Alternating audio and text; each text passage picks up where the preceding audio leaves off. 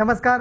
योगेश्वरी दर्शन बातमीपत्रात आपणा सर्वांचं स्वागत. आपण पाहत आहात अंबाजोगाई शहर आणि परिसरातील सुपरफास्ट बातमीपत्र. चला तर मग आता पाहूयात सुपरफास्ट बातमीपत्र.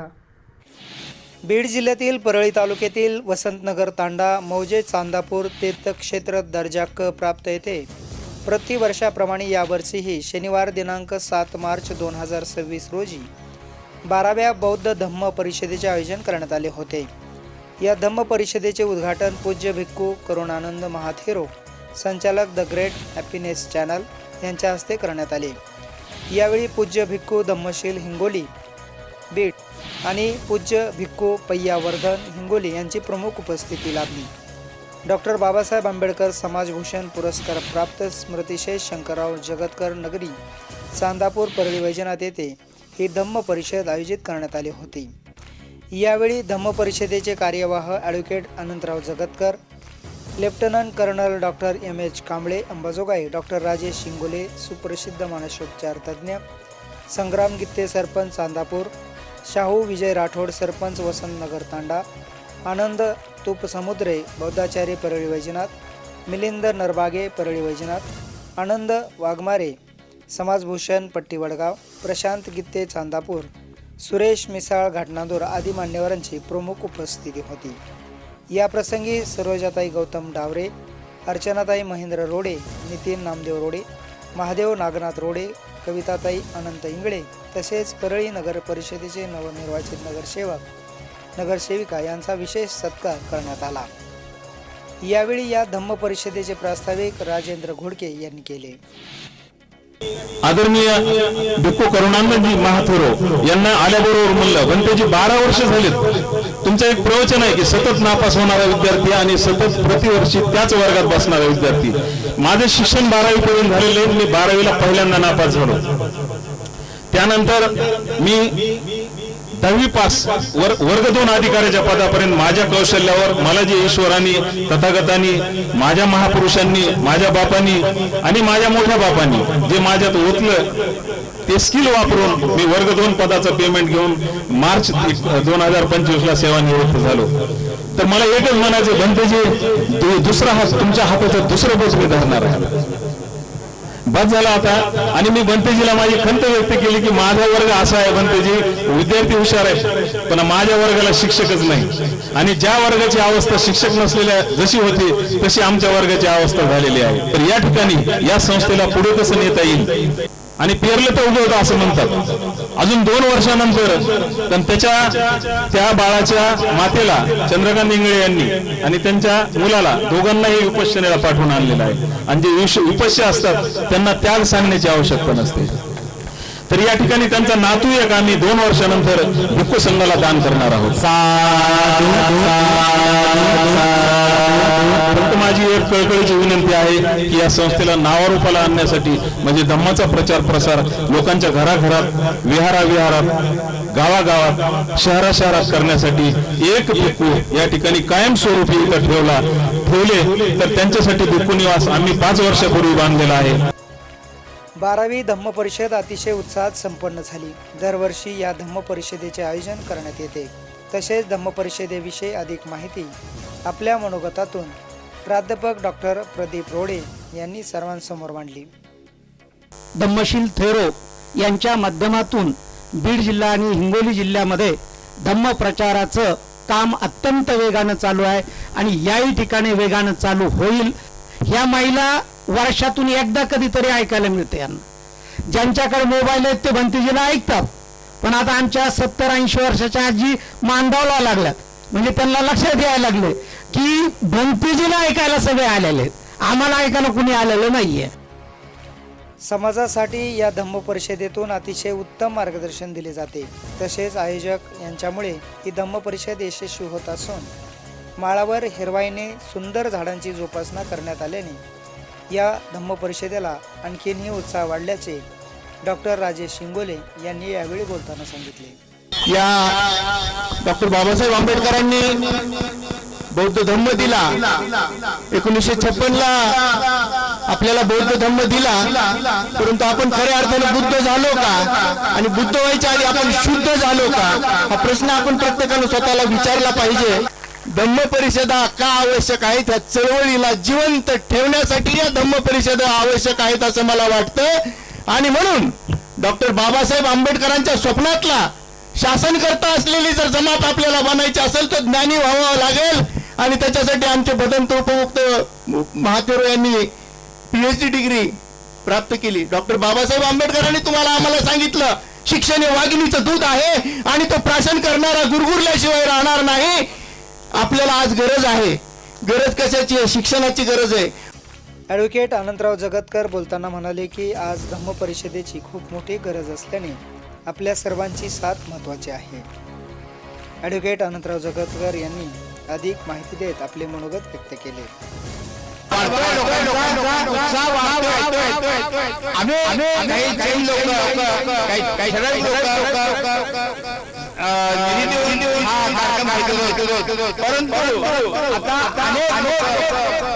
हे काम पाहून अनेक पुढे येत आणि फार मोठा विधायक फार मोठं वास्तू या ठिकाणी उभा राहील. मला खात्री आहे की या परिसरामध्ये आपल्याला पाहायला मिळेल असं मला आश्वासन देतो. या प्रसंगी धम्मदेशना देताना पूज्य भिक्खू करुणानंद महाथेरो म्हणाले की भारत ही बुद्धभूमी आहे. सम्राट अशोक यांनी भारतासह जगात बुद्ध धम्म रुजविलाय. आल्यानंतर खरोखरच जेव्हा आम्ही ते परळी येथून आलो इकडे तेव्हा हा डोंगराळ प्रदेश आहे आणि वरती आल्यानंतर हे अत्यंत सुंदर नयनरम्य दृश्य आम्हाला निसर्गाच्या सानिध्यात पाहायला मिळालं. सुंदर असं हे भिक्खू निवास शून्यागार आम्हाला इथे पाहायला मिळालं. भगवंताचं विहार, भगवंताचं रूपही इथे आहे. आणि एवढा मोठा कार्यक्रम परिषदेचा दरवर्षी येथे आयोजित केल्या जाते तेव्हा प्रथमतः आयोजकांसाठी आपण टाळ्यांच्या गजरांमध्ये त्यांचं अभिनंदन आणि कौतुक करावं. या माळ रानावर धम्माचा प्रचार आणि प्रसार करावा.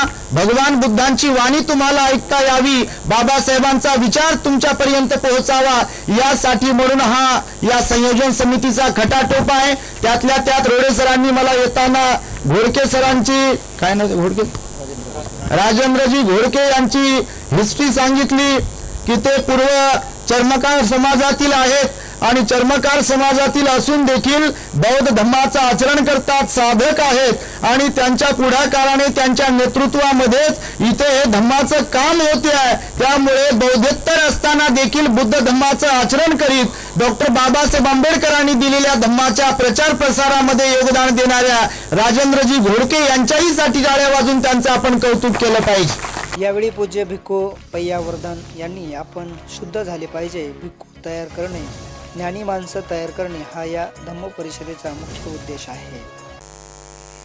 12वी बौद्ध धम्म परिषद आपण या ठिकाणी सर्वांच्या प्रमुख उपस्थितीमध्ये संपन्न करत आहोत. सद्धम्म ऐकण्याकरिता, सद्धम्म धारण करण्याकरिता आणि सद्धम्मामधले जे काही भगवंतांनी सांगितलेली फळे आहेत ते फळे चाखण्याकरिता आपण सर्वजण या ठिकाणी एकत्रित जमलेले आहात. भगवंत सांगतात की नेहमी नेहमी आपल्याला सद्धम्म ऐकायला मिळत नाही. बुद्धाने सांगितल्याप्रमाणे, भगवंताने सांगितल्याप्रमाणे नेहमी नेहमी सद्धम्म आपल्याला ऐकायला मिळत नाही. कधीतरी जेव्हा केव्हा आपलं पुण्य संपादित आपण करत असतो आणि ते पुण्य जेव्हा फलित होत असते तेव्हा मात्र खऱ्या अर्थाने सद्धम्म आपल्याला ऐकायला मिळत असतो. तर आपण पुण्यवान आहात की आपल्याला सद्धम्म ऐकायला मिळत आहे. मग आपण या ठिकाणी आल्यानंतर केवळ आणि केवळ सद्धम्मच ग्रहण करण्याचं काम केलं पाहिजे.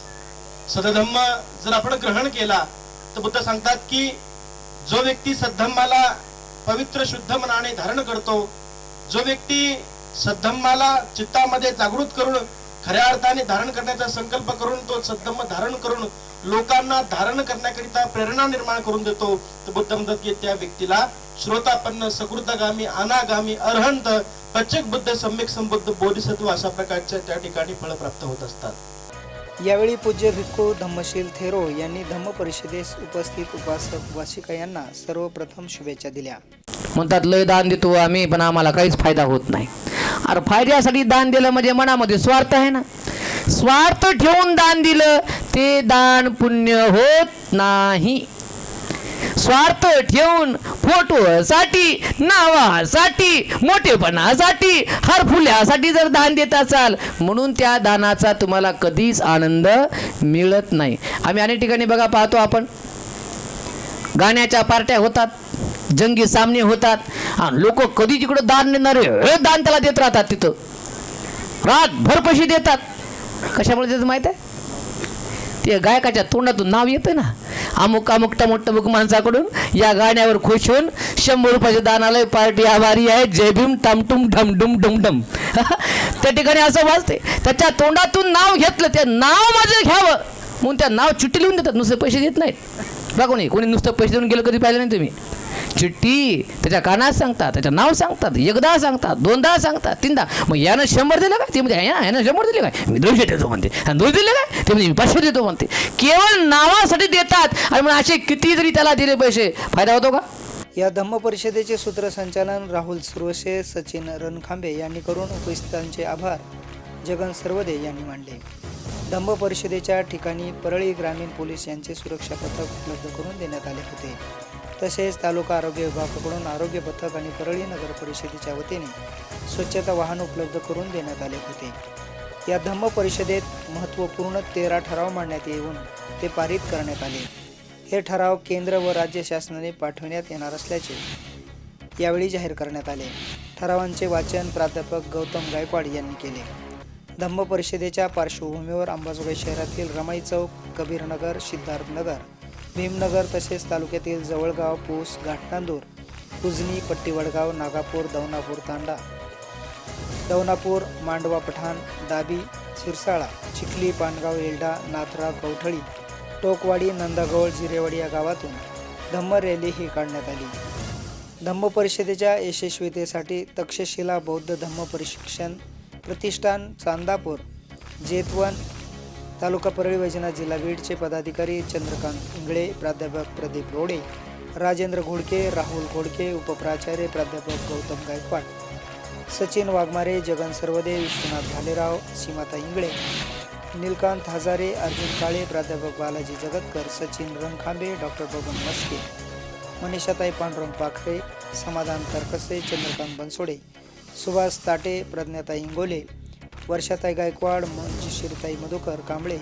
राजीव हजारे, पंकज भटकर, मिलिंद शिंदे, शाहीर गौतम सरवदे, सुभाष वाघमारे, राज जगतकर, आकाश वेडे, सुभाष चोपडे, कैलास वेडे, संतोष शिंगारे आदींनी पुढाकार घेतला होता. 12वी बौद्ध धम्म परिषद हा केवळ धार्मिक कार्यक्रम नसून तो सामाजिक जागृती, समता आणि बौद्ध धम्माच्या तत्त्वज्ञानाचा प्रसार करणारा प्रेरणादायी सोहळा ठरला. दरवर्षीप्रमाणेच 12वी बौद्ध धम्म परिषद ही अत्यंत भव्य आणि प्रेरणादायी स्वरूपात आयोजित करण्यात आली होती.